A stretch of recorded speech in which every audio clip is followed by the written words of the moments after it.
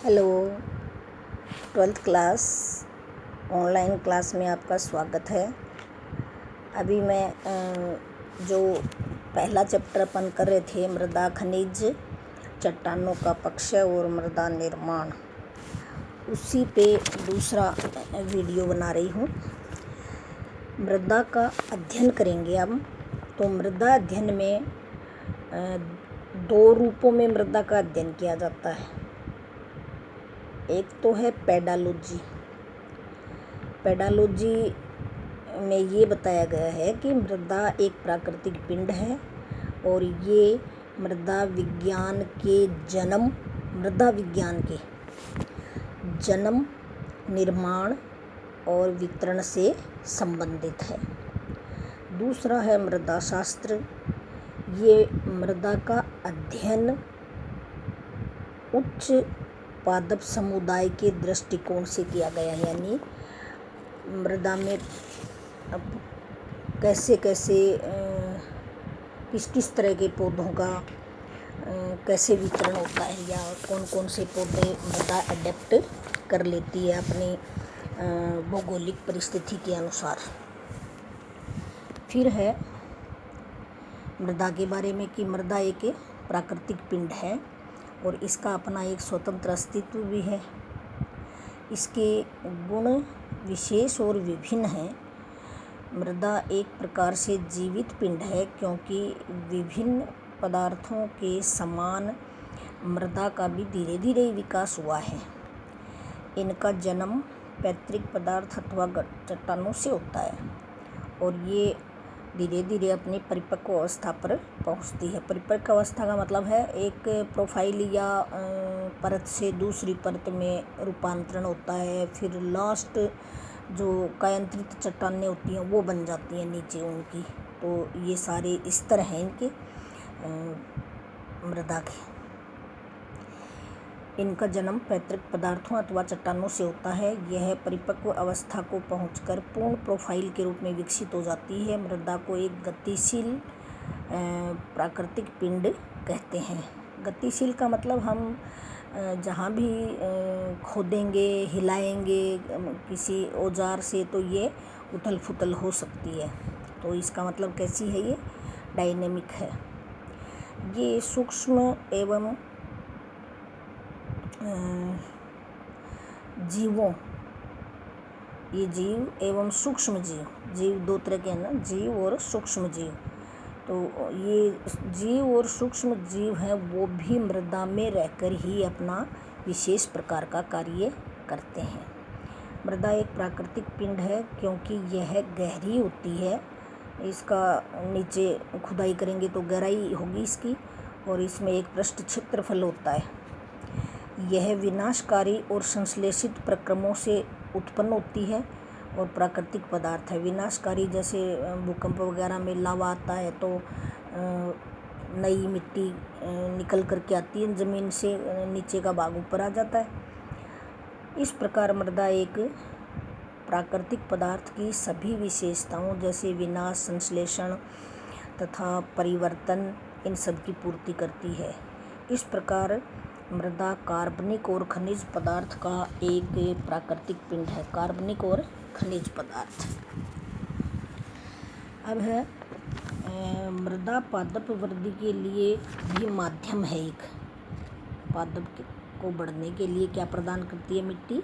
माध्यम। पौधों की वृद्धि को प्रभावित करने वाले कारकों को 3 भागों में बांटा है। एक तो जलवायु के कारक हैं, जलवायु संबंधी कारक हैं जैसे ताप, दाब, सांद्रता। दूसरा है जीवीय कारक और तीसरा है मृदीय कारक। किसी भी पौधे की वृद्धि के लिए ये मृदा है, ये एक माध्यम है और हम इसको 3 भागों में हम बांट देते हैं। जैसे जलवायु कारक है, जीवीय कारक है और मृदीय कारक है।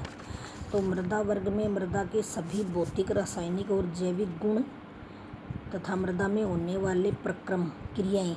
मृदा में कौन कौन सी क्रियाएं होती हैं जो मृदा की पौधों को खनिज तत्व एवं जल प्रदान करने की क्षमता को प्रभावित करती हैं।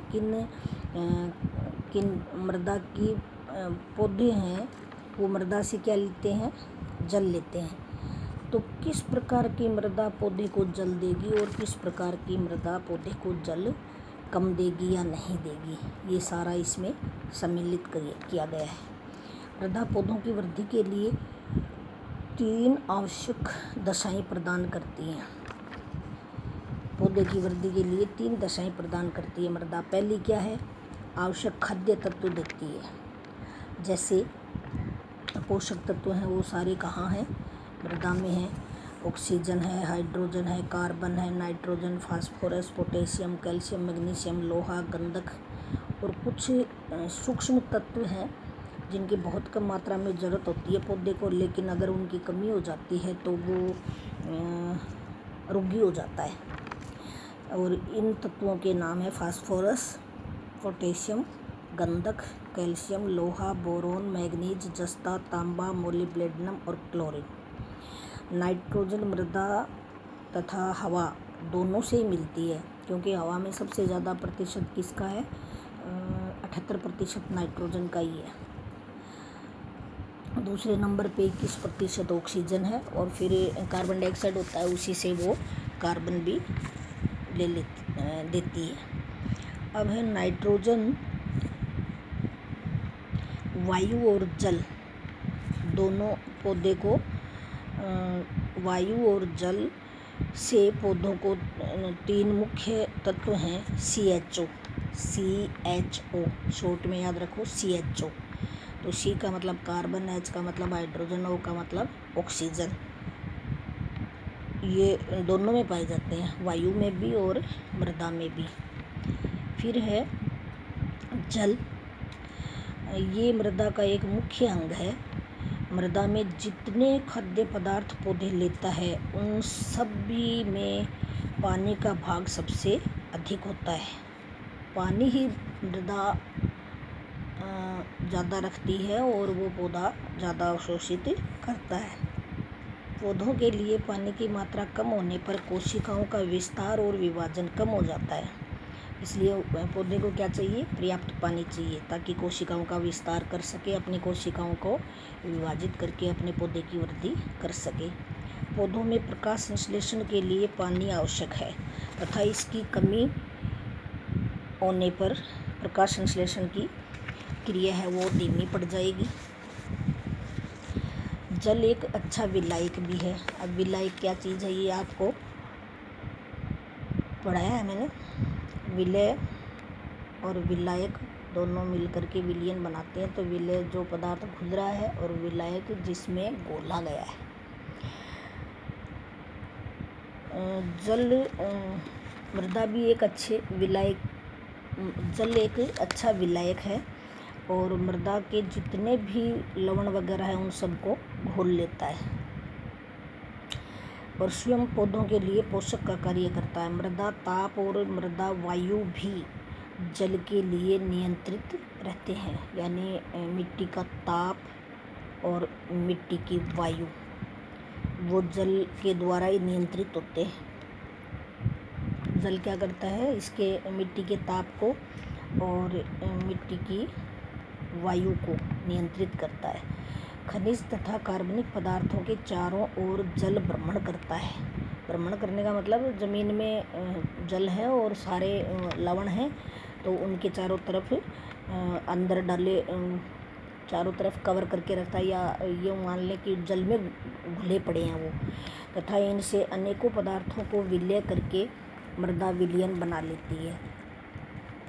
अब है जड़ों को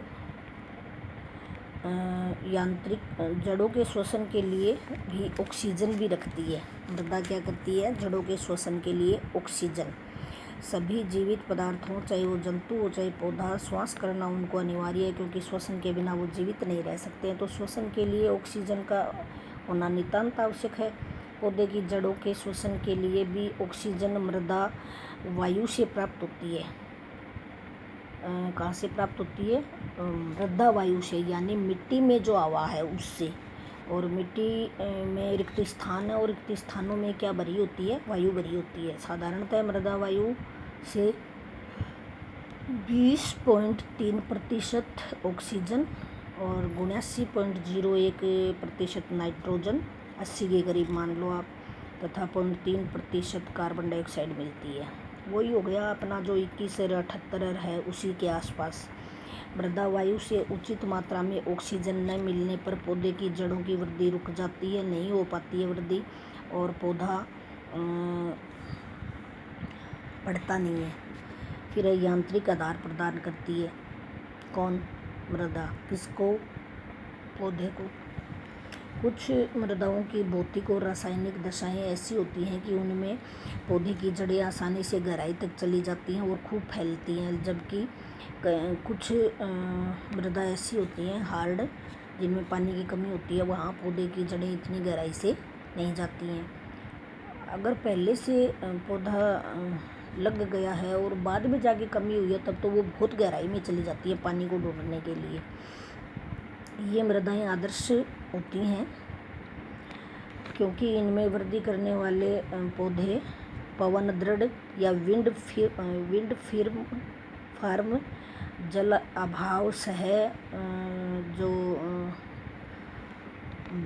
ड्रोट रेजिस्टेंट बोलेंगे ना, कि जल का अभाव है तो उसको भी ये पौधा सहन कर लेता है और अपनी गहरी जड़ों को जितना कम से कम पानी मिलता है उतना ही लेता है, तथा ये मृदा के एक आयतन के पोषकों को शोषित करते हैं तथा ये मृदा के एक आयतन के पोषकों को शोषित करते हैं, यानी कम लवणों को शोषित करते हैं।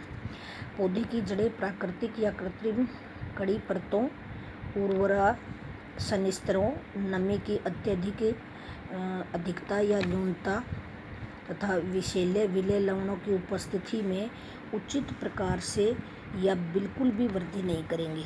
अगर पौधे में क्या है, कड़ी परतें हों और उर्वर संस्तर हो, यानी खाद वगैरह नहीं हो, नमी की या तो बहुत ज़्यादा अधिकता हो या बहुत कमी हो, और विषैले लवण हैं उनका जल ने अवशोषण कर लिया है, तो इस प्रकार का पौधा बहुत कम वृद्धि करेगा। पौधे की वृद्धि के लिए आवश्यक दशाओं में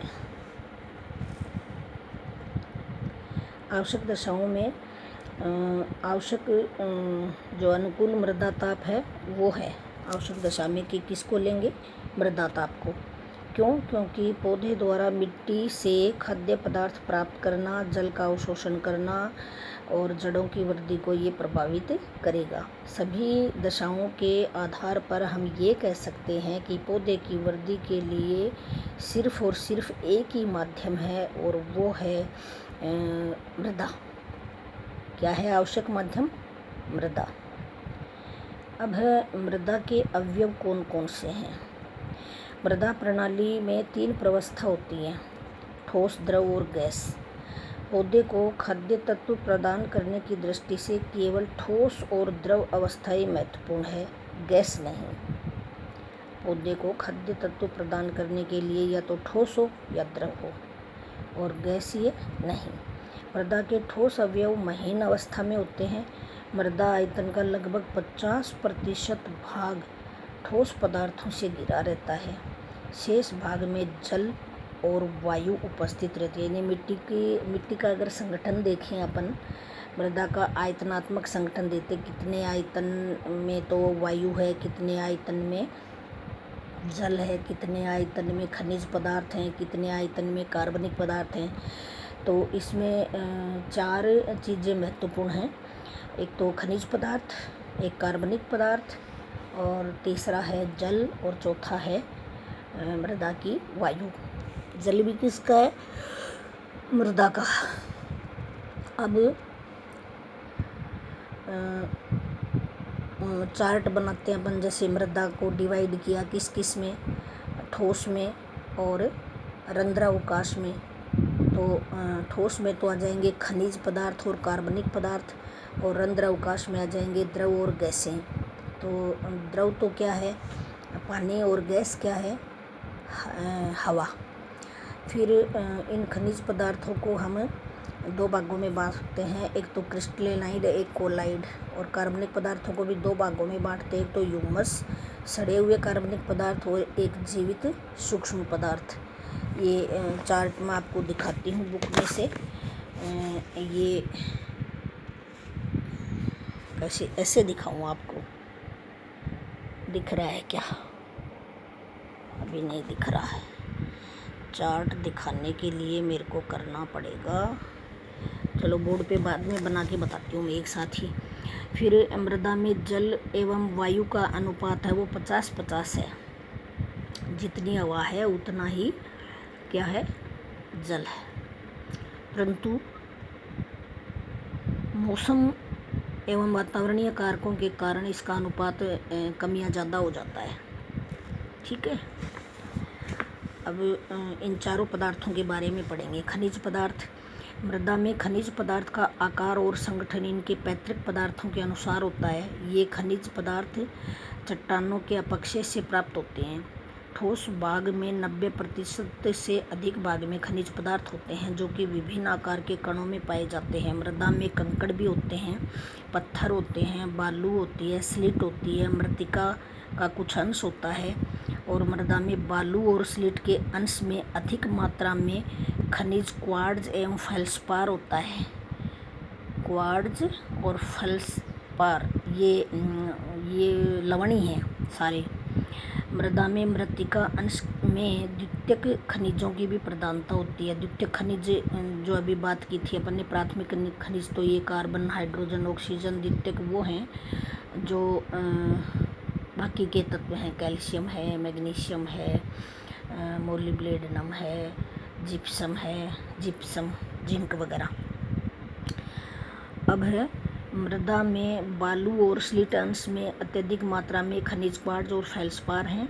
मृदा में मृत्तिका अंश में द्वितीयक खनिजों की प्रधानता होती है। मृदा के खनिज पदार्थों में लगभग 90% सिलिका, एल्यूमिनियम और आयरन, ऑक्सीजन होती है। तो सिलिकन होती है Si, एल्यूमिनियम होता है Al, आयरन होता है Fe और ऑक्सीजन O। उसके बाद है कार्बनिक पदार्थ। मृदा में कार्बनिक पदार्थ पौधों और पशुओं के अवशेषों के सड़ने गलने के फलस्वरूप 3 से 5% भारात्मक भाग के रूप में रहता है। मृदा में सूक्ष्म जीवों के निरंतर विच्छेदित होने से मृदा में उत्पादकता कार्बनिक पदार्थों की बनी रहती है। कार्बनिक पदार्थ मृदा में पोषक तत्व प्रदान करते हैं, मृदा वातन में बढ़ोतरी करते हैं। वातन का मतलब हवा। और जल धारण क्षमता में बढ़ोतरी करते हैं कि मिट्टी पानी को सोख सके, एवं मृदा संरचना में सुधार आदि इसके कारण हैं। मृदा कार्बनिक पदार्थ प्राय आंशिक विच्छेदित के रूप में या सड़े गले पदार्थ, जिसको हम क्या कहते हैं, ह्यूमस, इसके रूप में भी पाए जाते हैं। फिर है मृदा का जल। मृदा जल का हिस्सा आयतन के हिसाब से 25% पाया जाता है। जल मृदा रंध्र अवकाशों में परिवर्तनशील बलों की मात्रा से धारित रहता है, क्योंकि केश नली का सिद्धांत लागू होता है ना, जिससे पानी ज़्यादा होगा तो पौधा अपने आप ऊपर खींचता रहता है। पौधे के पोषण के लिए मृदा जल की भूमिका बहुत महत्वपूर्ण है। ये लवणों और पोषक तत्वों के साथ विलयन बना करके पौधे को पोषित करता है या पौधे को देता है। मृदा संरचना, मृदा गठन, कार्बनिक और अकार्बनिक मृदा, कोलाइड की प्रकृति, रंध्र अवकाश की मात्रा आदि पर मृदा जल निर्भर करता है। अब हमने मृदा संगठन पढ़ाया, तो पहला तो हो गया अपना खनिज पदार्थ, दूसरा हो गया कार्बनिक पदार्थ, तीसरा हो गया मृदा का जल और चौथा है मृदा की वायु। अब लास्ट भाग बचा है मृदा की वायु। रंध्र अवकाश में मृदा वायु का आयतन भी 25% है। जल का बताया था उतना ही किसका है, वायु का।